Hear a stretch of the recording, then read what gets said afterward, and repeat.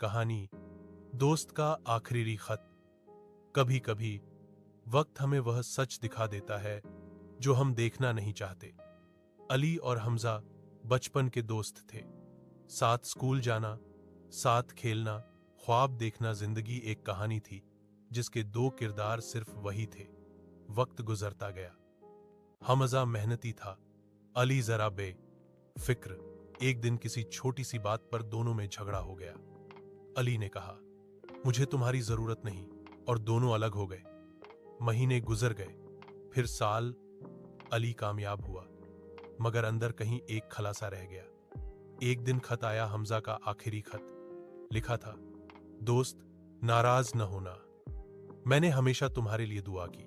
अब मैं इस दुनिया में ज्यादा नहीं रहूंगा, मगर तुम्हारे ख्वाब वो जरूर जियो, क्योंकि तुम इन ख्वाबों के लायक हो।